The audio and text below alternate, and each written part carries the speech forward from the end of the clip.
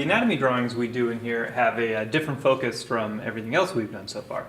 Our primary focus is, of course, reinforcing what we learned in the anatomy lecture, observing the anatomy, and then using that as a guide to complete this drawing. Our secondary focus is to learn this new technique of drawing, which is commonly used by many schools, where you're subtly seeking out the form by following the what we call the terminator or the core shadow, following the core shadow across the form, thinking about how light is falling around the form to create that core shadow, and by following that core shadow, establishing not only the division between light and dark, and thus to some degree a notan, but also utilizing anatomy to go from landmark to landmark and execute this drawing. So it's a sort of a different way of thinking about shape and value and edge. To start sort of working from the inside of a shape where there is a core shadow, and then using that to gauge our proportions, and then ultimately sinking an outline based off of what we've figured out from that core shadow. So each week we're going to be focusing on a specific piece of anatomy, whatever we talked about in the lecture prior, and we're going to try and learn this method of drawing, and then also utilize our knowledge of anatomy to guide this type of drawing. Hopefully by the end you'll have a drawing that's successful enough and resembles something enough that you can label the bits of anatomy you've managed to render. But today we're primarily just focusing on the process. So I'll demonstrate drawing a few different things. I'll do, I think, a torso and an arm, maybe a leg, and then a hand.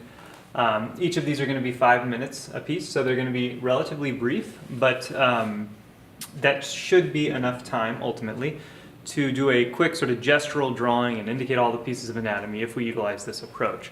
So again, it's like everything else. Be comfortable with the approach, and then you'll be able to focus on the anatomy aspect of it as well. So let's go ahead and start our first pose, and we'll hit the clock at 5 minutes. Now I need to find the contact point between my pencil and the paper where it can be nice and soft. This softness is me seeking out the form here. So I'm running down the torso, and I want to be thinking anatomically to myself. So I think, oh, I'm going around the pectoralis here, pectoralis there, and then it's dropping into the rib cage there. And then it sort of wraps back and then follows around the bottom of the rib cage here, and then into the rectus abdominis. And so I'm utilizing these line segments to help me figure out the proportions of the figure. I'm not necessarily taking, actual measurements, but you can if you need to, just to sort of guide where you're going with the drawing. And you want this to be a fairly specific core shadow. When I first start, I'll kind of make it a general core shadow, and then as I go back into recommit to it and be more firm with it, I'll reinforce the good information that I have, and maybe also add to the complexity of this shape a little bit. Notice I'm not cranking in the darkness. I started light with that core shadow, and then now I'm starting to build it a little bit darker as I go in and fine-tune it a little and reinforce it a little. But the first minute or so of this pose, minute and a half now, is focused just on seeking out this core. From there, the process is always going to be similar. We start at the light side of the core shadow, in this case the right side, and then I'm pulling the pencil all the way to the left side, across the core and into the shadow side. And if you manage to find the side of your pencil nicely, like I did with this, then you're able to create these big, broad, very, very quick, and relatively unstreaky sort of veils across. And notice too, it looks like I'm going back and forth, but I'm not scrubbing. I'm lifting my pencil off each time and going back. So as I go across the core that I've established, I reinforce the core and make it a little bit darker. And now I'm going all the way from the shadow side, across the shadow side again, across the core, and then into the light side, and I'm establishing some information in the lights here. I try to get this as even as I can. Notice I don't even really need to look at the model much to do this. This is kind of the theoretical portion of this. We're having to break down some of, or simplify, we can say, simplify and thereby stylize to some degree the information that we see up there in order to be able to get through this drawing in the amount of time. So we're down to 2 minutes now, so we have to really move along. If you find yourself running out of time, it may be advisable to work a little smaller with this. Now we're going to get into the outline aspect of this, and for this we're pulling our pencil straight on through, and this is really important to consider, because you're not drawing it like we would normally draw with a pencil. We're pulling it, almost like we will do with a paintbrush later on. And see, I'm doing some of these overlapping of forms that I'm creating with the linear quality of it, and that's important too, because it's sort of what we learned in Bridgman, where we're kind of indicating structure and anatomy by utilizing the tucking of particular lines with other lines. Going back over and indicating some cast shadow there, and we'll get the other side of this torso. This really forces you to think about answering shapes too. You know, I'm drawing this side because of how I drew this the other side, the first side here. You can't just think of one side without thinking about the other. It's impossible when doing a drawing like this. Indicating a nipple, probably about right there. And then if we have any remaining time, we've got about 40 seconds left, we go through and we hit our cast shadows as needed. You know, anywhere where the light is being blocked, a cast shadow is being created, so we want to make sure that we indicate that. If you want to, you can go back and reestablish some shadow side here, make it, you know, extra firmly indicated, and then you can soften some edges as needed. Forms that are more round are going to have softer edges at the form shadow, whereas forms that turn abruptly are going to have crisper edges. We can start to indicate some more of the forms here. Go ahead and stay up there for just a minute, and then if we have enough time, you may be able to go in and you take your eraser, and we would use a kneaded eraser is most effective here, and using that eraser, pull out any highlights that we might have. Now, the light's not super strong. It's enough for us to get this dynamic range of values here, but it's not so strong that it's producing super prominent highlights. But we could indicate a few here. Grab my eraser.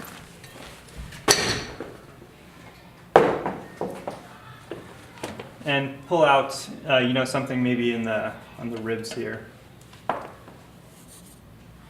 But it'll be important to try and keep your strokes, for the most part, as much as you can, relatively low in their visibility. We don't want the shading marks to stand out more so than the actual values that we're creating in here. So if you need to, come back and soften some of these out a little bit. And keep in mind that the whole point of this is to think about and push the anatomy here. So sometimes, I think in this case, maybe we push the core a little bit more to make the forms look more round. Maybe we play down some of the values down here so that we can really think about and emphasize the values up top. So there's a basic torso. Let's go ahead and throw another one up. Let's maybe an arm here on the side. Okay, it's a good pose. Start the timer. So again, I'll find the soft portion of my pencil just by rubbing here on the side. And once I get that soft portion, I'll start to establish my core shadow. And in this case, it's running right down the deltoid there, sliding over to the back of the tricep, picking up a little bit of the olecranon process back there, and heading down into the forearm.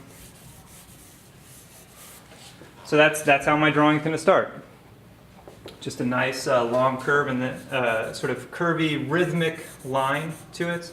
Again, a lot less formal than what we've done so far, and this is your chance to have that rhythm and that gesture, because we can have a certain amount of a gestural line quality to this and have it read well because of the nature of the style of drawing.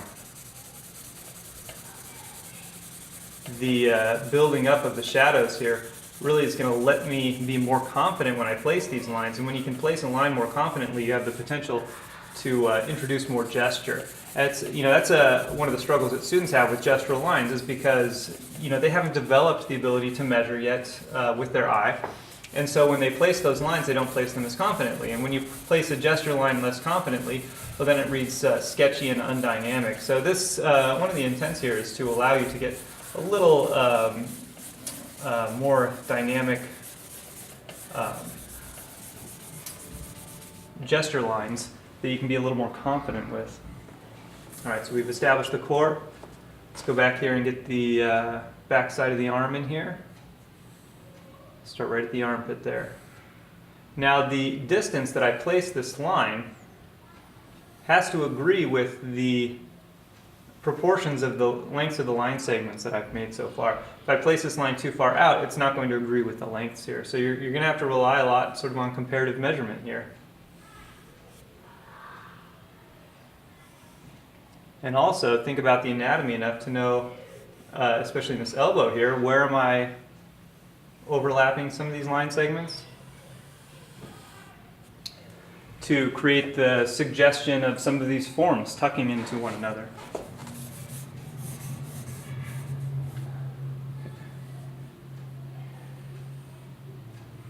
Your line should have some varying thickness to it, which will give it this rhythmic, almost sort of like sumi brush quality. Some lines get fatter, some lines get thinner.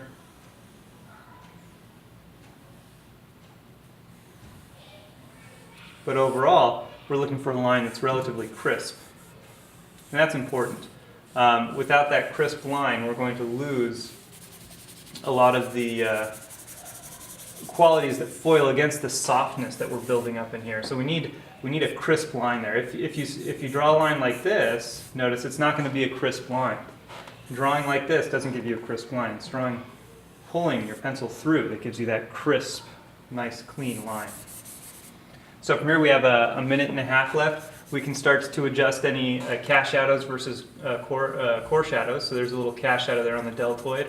I'll crisp that up. Not too many other ones in here except for some of these veins coming through, and we'll get to those in a bit if we can, but we do have a little muscle right here.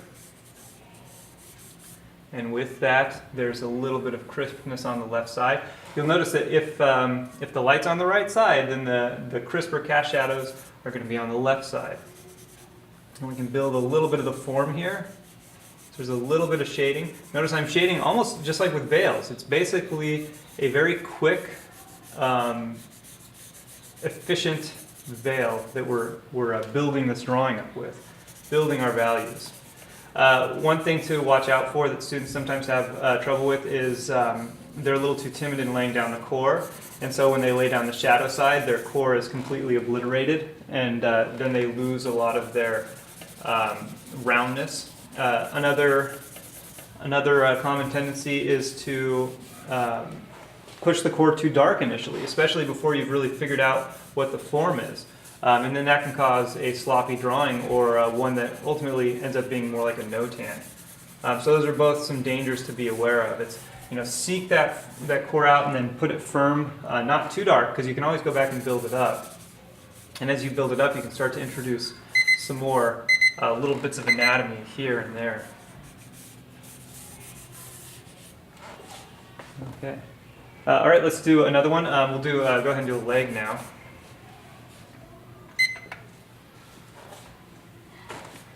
All right. The size that you do these is really not super important. It'll really depend on your natural tendency to lengthen or minimize these lines. So it's really up to you. But if you find yourself running out of time and not being able to finish these drawings, I'm going to encourage you to try and make your line segments a little bit shorter.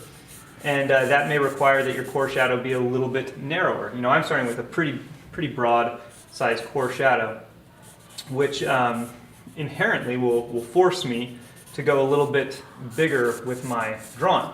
But if I were to start with a thinner foreshadow, something like this, then I could go smaller with the drawing. You just don't need, you need to make sure that your core shadow isn't a line. It should be soft, it should be diffused, and then you build your correctness into it. We're not, you notice I'm not using an eraser to correct anything here. If I use an eraser, it's only to put those highlights in. So I'm really trying to be thoughtful and seek out the form, and then when I have found the form, or when I think I found the form, I really commit to it. One thing I probably didn't mention enough here, I did mention in the book, is that when you're laying this in, where you're going, across the whole shadow, across the whole core and into the shadow side, that I'm going perpendicular to the core, which makes sense. They should be softened away from the light source, and the core is quite literally describing to you the nature of the light source and where it's at in relation to the form. So when you are laying down the values for the core, when you're laying down the values for the light, make them perpendicular to the core, and that'll just help with the softening. Instead of going like this, which may get some overlapping streaks, you go this way, and then it just softens that core into the light, or softens that core into the dark.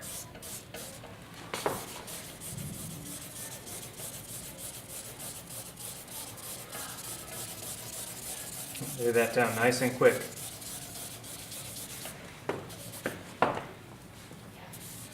And from here we'll try and seek out our contours here. We'll get the hip there.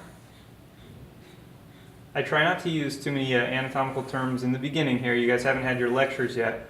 But ultimately, when you're doing these, you do want to be thinking to yourself, okay, I'm going from this piece of anatomy to this piece of anatomy, and I need to make it, I need to follow and make sure I have enough distance to get to this piece of anatomy, or et cetera, et cetera. This anatomy comes out in front of this piece of anatomy, et cetera. You want to be thinking about all of that while you're doing this. You're not just responding to the light that's up there, you're hopefully going to be responding to the anatomy that's up there. And so that will require you sometimes to do a little more thinking. Also notice that I was pretty bold when I'm laying down my values for the lights and laying down my values for the darks, that I go all the way out past where I am intending this drawing to end. I don't want to limit myself and try to shade when I'm doing my perpendicular shading. I don't want to end it where I think the form is going to stop, because what will happen is you'll build up charcoal at those edges, right? And then you'll end up not being able to get a nice clean line that foils against it. If you try to end it just right here, then your line's going to be fighting and struggling with that. This seems like a better size for me to do in 5 minutes. My torso and my arm probably should have been closer to this size. I can tell a lot of times when I do demonstrations, I tend to go bigger, which is good for people to be able to see in the back, not so good for the quality of the drawing, because then I can't go and hit some of these little pieces of edge work and value shifting that I need to get to really describe this process well. And I find that if I get about 4 drawings on a page, it's a pretty good size for me. If I start to get crowded and I can't hit all 4 on there, it means I'm probably working a little bit bigger than I should be, and I need to try and think about scaling down. Just about out of time on this one here.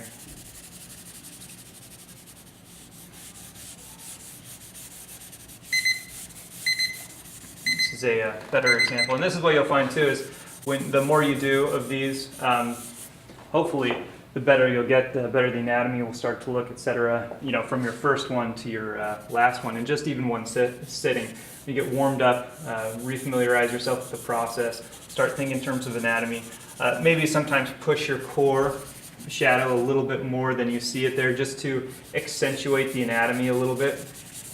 Sometimes that's not such a bad idea. It really helps it pop and read from a distance. Okay, we'll do one last one here. I'll do a hand one. So let's get a fist or something. Okay. All right. Yeah, I can probably get this just right in the corner here. Okay. Again, same rule is going to apply. People get really overwhelmed with hands and fists, but it's going to follow the same principle here. You're seeking out the core. And keep in mind, sometimes that's really difficult. We've selected poses and lighting in here, and we will in this class for the most part, the whole term, that give you a really obvious light and dark pattern. And the more obvious that light and dark pattern is, the easier it is to seek out the anatomy because the light falls across the anatomy. So it makes a lot of sense that way. But even if it's very dimly lit, if you can see any shadow at all, then that means there's enough to do this type of drawing, because we can push this past the values that we see. We can make the cores darker, we can extend to a rather large degree the value pattern that we see, because this is really just a method of creating a dynamic drawing of dynamic values while practicing anatomy and looking for anatomy. So even if it's the very faintest division of light and dark, you can make a core shadow stronger where you don't really see a core shadow. And in that way, seek out the drawing and seek out the forms and make a dynamic drawing because of it. So you don't just have to limit this process to only when you can really see a super strong lighting pattern. Because a lot of times, even in open studios here, they don't set up an open studio light condition that's really, really intense. And even when they do, sometimes the model doesn't stand under it all the way. So we can push it. We don't have to be a slave completely to the light that we see. That's what we've done so far. That was term 1. But now we're in term 2, which is dealing more with an understanding of what's happening and marrying that with observation and with what we know light and dark to be and what we know anatomy to be. So I found the core all along the hand, going up into the knuckles, following the knuckles, and then from that, I'm syncing my contour lines. And if you need to, like there was this little value here in the pinky as it's curled around, I use that to make sure that the distance and the placement, the proportion, is all good before I sync my lines. That's fine to do. That's what we're doing here. We're using the core shadows and we're using the lighting pattern to guide our understanding of this anatomy. So it'd be foolish to ignore that to the very end.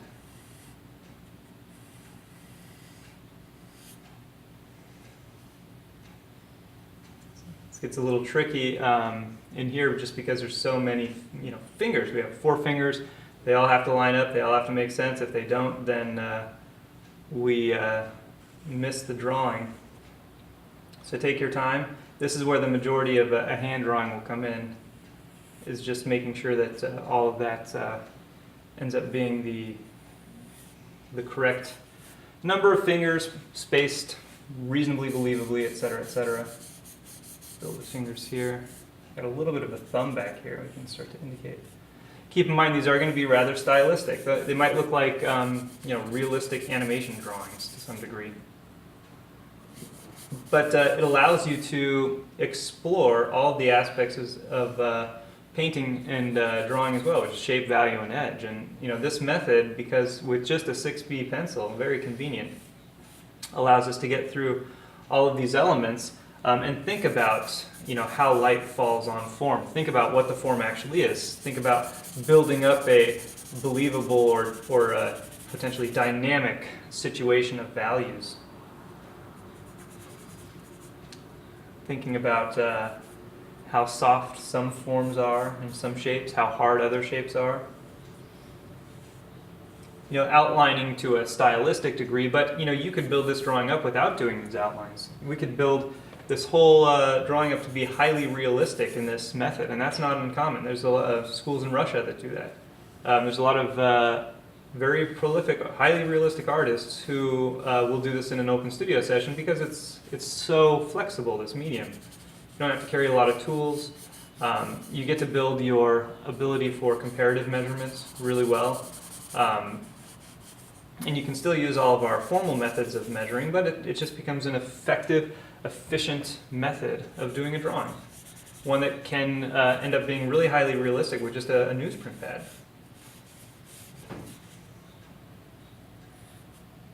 It's pretty good. Here we go. All right.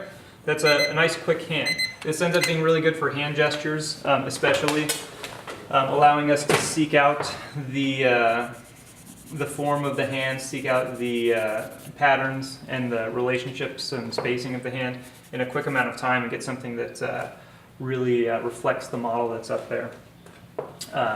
So yeah, it's a good exercise. Review this video if you need a refresher on it. It's also in the textbook. One thing that I think I forgot to mention, but really important to try and do is make sure you get